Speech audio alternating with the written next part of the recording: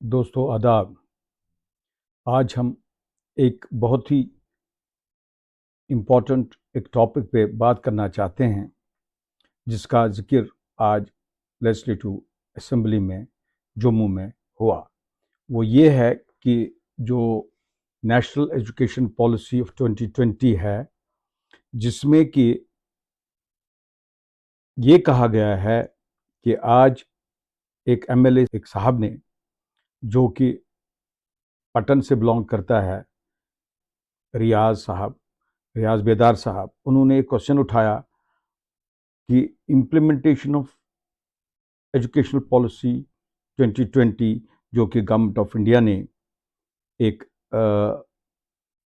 Formulate की हुई है, जो कि अमेंडमेंट थी of earlier education policies of 86, 92 में भी एक फिर दूसरी हुई, और उसके बाद 2009 में भी, और अब जो बीजेपी सरकार आ गई उसके बाद उन्होंने एजुकेशन पॉलिसी 2020 बना दी।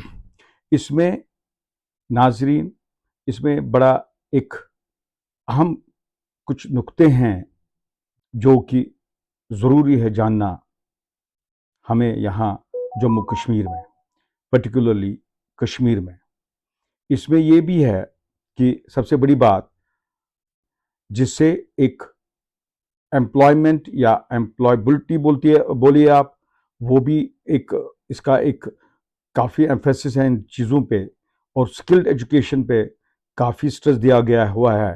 बट इसमें कुछ चीज़ें ऐसी है जो दरअसल हमारे यहाँ के माशरे के साथ एक मुनासिबत नहीं रखता है।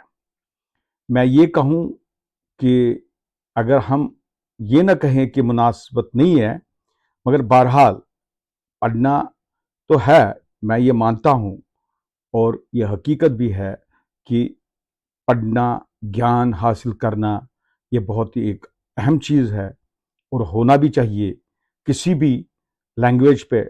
या बट इसमें एक वो ठोसना, या आप उस पे आप ये बोलोगे कि उसका तसल्लुत करना, वो थोड़ा सा एक मुझे लगता है गैर फितरी है, और जिस पे थोड़ा सा लोगों को रंजिश भी हो सकती है। वो ये है कि कश्मीरी अगर आप देखेंगे, जो कि 8th शेड्यूल में है इंडियन कॉन्स्टिट्यूशन में, उसमें काफ़ी लैंग्वेजेस है। जो लोकल लैंग्वेजेस है उसमें संस्कृत भी है, हिंदी भी है, और भी बहुत लैंग्वेजेस है, और कश्मीरी भी है। कश्मीरी लैंग्वेज पढ़े या उर्दू लैंग्वेज पढ़े, मगर कुछ बातें इसमें इसमें संस्कृत भी है, संस्कृत भी पढ़ना चाहिए, वो भी इम्प्लीमेंट करना है। और आज जो एजुकेशन मिनिस्टर है उमर अब्दुल्ला की गवर्नमेंट में, ये यहाँ मैं कहना चाहता हूँ, बावर करना चाहता हूँ आप लोगों से कि जो कुछ भी आज तक 2014 से लेकर आज तक 2024 या 25 तक जो बीजेपी सरकार ने सेंट्रल गवर्नमेंट में एक एजेंडा बनाया हुआ है या फ्रेमवर्क बनाया हुआ है इस कंट्री के लिए, जो आइंदा इम्प्लीमेंट हो जाए या एक अनफोल्ड हो जाए, उसका सबसे बड़ा जो एक इंस्ट्रूमेंट बना जम्मू एंड कश्मीर में लागू करने का, वो उमर अब्दुल्ला बन गया।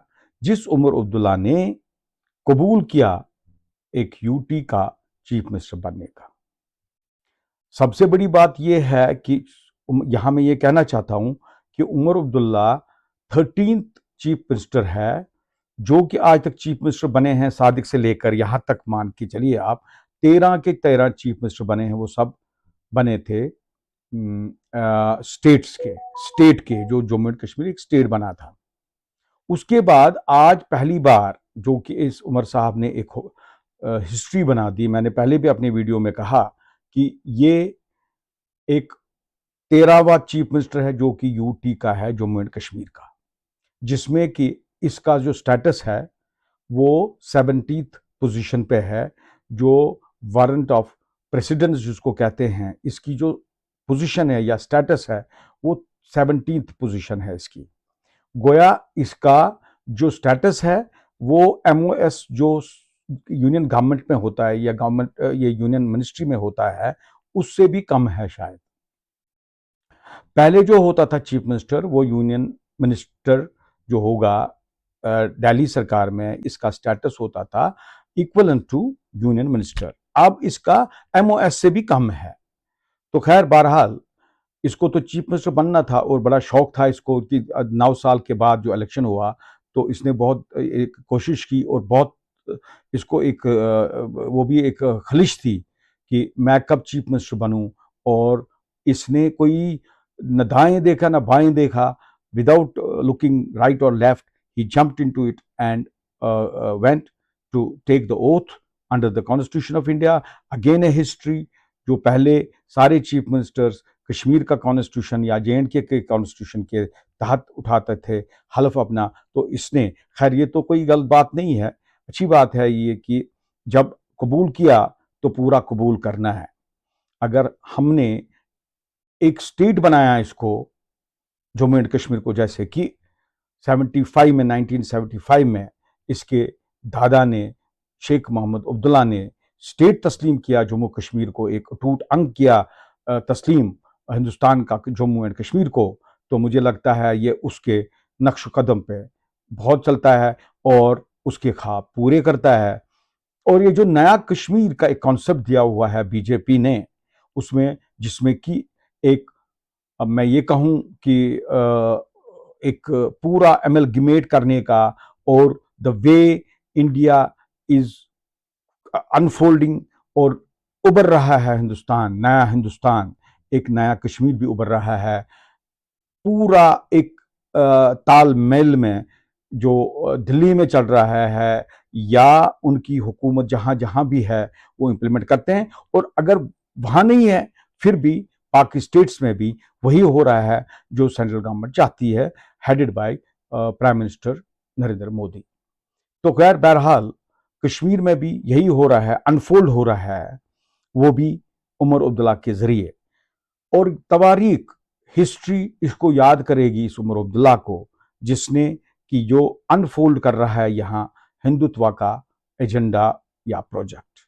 अगर आप बात करेंगे इसी एजुकेशन पॉलिसी की 2020 की, ये लाजिमन है कि हर एक एजुकेशन इंस्टीट्यूशन में दिन को शुरू करने से पहले या दिन शुरू जिससे आप करेंगे प्रेयर से होता था हर स्कूल में, हर एजुकेशन इंस्टीट्यूशन में, वहाँ ये गाइडलाइन भी है इस 2020 एजुकेशनल पॉलिसी में कि आपको देश का जो हमारा नेशनल एंथम है उसको सिंग करने के साथ पहला ये एक जो जब स्टार्ट होगा स्कूल तो इसको पहले इस प्रेयर के साथ जना गना मना भी गाना है।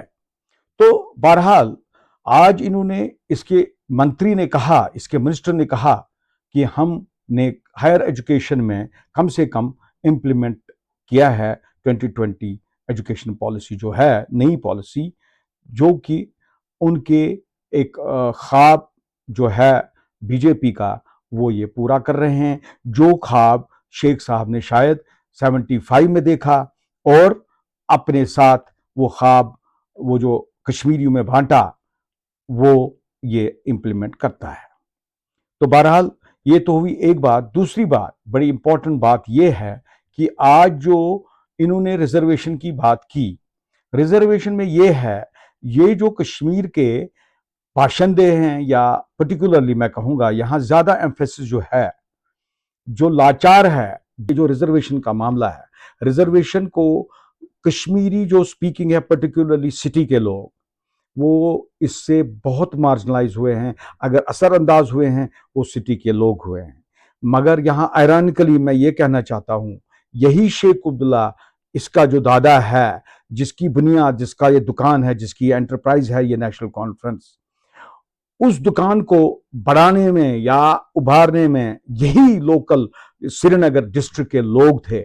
उस वक्त भी 1931 से लेकर 47 तक साथ दिया इसको इन्हीं सिटी वाले लोगों ने, जो यहाँ ये जो हमारे अर्बन एरियाज में रहते हैं रेजिडेंट्स हैं, उन्होंने बहुत ज़बरदस्त इसको बना दिया। क्योंकि उस जमाने में कोई सोशल मीडिया नहीं था, कोई मीडिया नहीं था, इसका कोई मैं कहता हूँ कोई ढंढूरा नहीं होता या कोई पब्लिसिटी नहीं होती।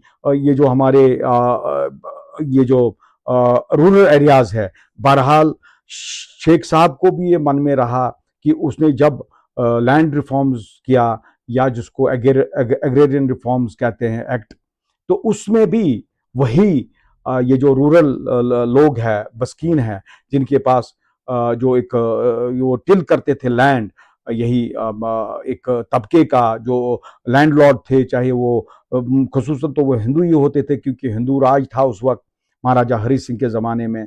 ये हिंदुओं की स्टेट थी जम्मू एंड कश्मीर, ये डोगरों की स्टेट थी और उन्होंने ये खरीदी थी। ये भी मानना पड़ेगा, ये जो स्टेट है ये खरीदी थी महाराजा गुलाब सिंह ने अंग्रेज़ों से। तो जिसको जब उसने गद्दारी की सिख अपने रूलर से और अंग्रेज़ों के साथ एक गठजोड़ था उसका महाराजा गुलाब सिंह का, और उसने हड़प करके और पैसे देकर ये फिर अल्टीमेटली खरीदा, जो 1846 में जो बाईनामा अमृतसर में ये बाईनामा अमृतसर जो है वो भया हुआ था, वो एग्जैक्टली सेल डीड हुआ था, वो सेल डीड हुआ था। और सेल डीड में इसने तकरीबन आजकल के 1 लाख रुपया दिया हुआ था, और वो पैसा भी किनसे लेते थे? इन्हीं कश्मीरियों को लेकर जिनसे टैक्स वसूल करते थे, जिनको जो भी जितना भी टैक्स हो उनसे वसूल करके वो भरपाई करते थे उसकी 1 लाख रुपए की।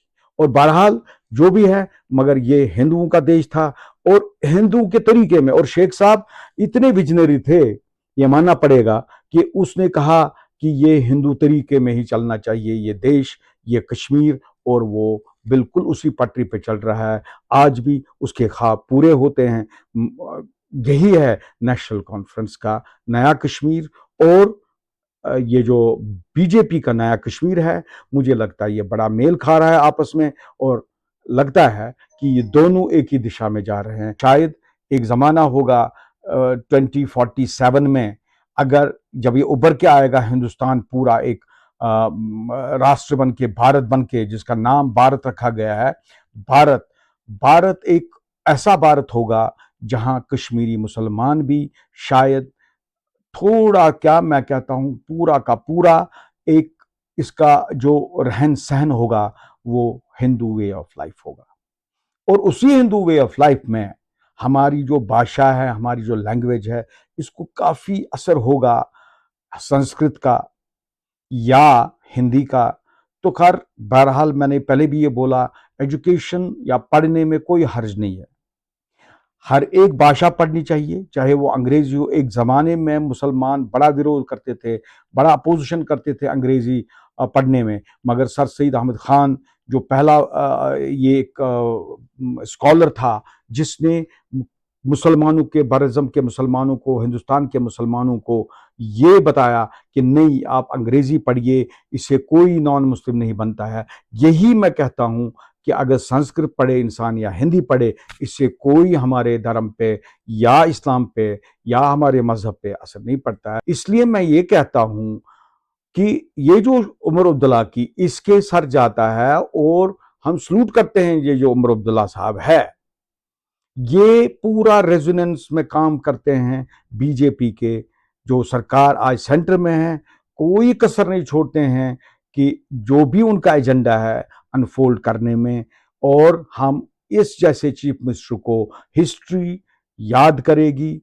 कश्मीर की हिस्ट्री का एक नया बाब बन गया, एक नया चैप्टर बना, जिसमें उमर अब्दुल्ला को ये ज़रूर, मुझे नहीं पता है किस तरीके में पेश करेंगे, सुनहरी लफ्ज़ों से करेंगे या एक गलत तरीके में पेश करेंगे, मगर ये तो डिपेंड करेगा हिस्टोरियन पे, वो कैसे इसको पेश करेंगे। खुदा हाफिज, शुक्रिया।